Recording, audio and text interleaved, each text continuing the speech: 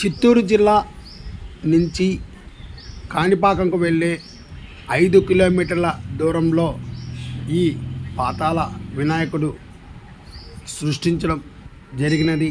అంతేకాకుండా అక్కడ ఉన్న ఒక స్వామికి స్వప్నంలో వినాయకుడు కనపడి నేను ఇక్కడ ఉన్నాను అని చెప్పడంతో వారు ఆ కొండల మీదకి వెళ్ళి తవ్వటంలో అక్కడ చుట్టూ తెల్లబండల మధ్యలో ఈ వినాయకుడు ఉండడంతో అక్కడ ఉన్న స్థానికులు స్వామివారికి గుడి కట్టి, అంతేకాకుండా ఇక్కడ వచ్చే వారికి కోరిన కోరికలు తీర్చే కొంగు బంగారంగా ఈ గుడి స్థాపించడం జరిగినదని అక్కడ ఉన్న పూజారి గారు మనకి సమాచారం తెలియజేయడం జరిగినది.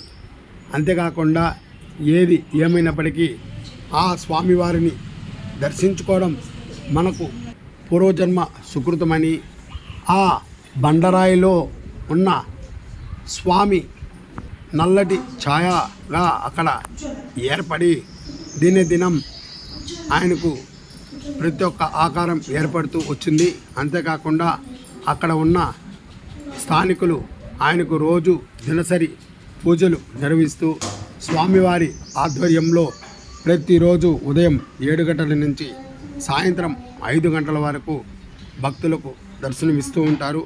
అంతేకాకుండా అక్కడ ఉన్న స్వామివారు కూడా భక్తులకు అందుబాటులో ఉండి అర్చనలు, అభిషేకాలు నిర్వహిస్తామని బీకేకే న్యూస్ వారికి సమాచారం అందించడం జరిగినది. కోరిన కోరికలు తీర్చే ఈ పాతాళ వినాయకుడు ప్రతి ఒక్కరూ దర్శించుకొని ఆయనకు పూజలు నిర్వహించాలని మేము కోరుకుంటున్నాం.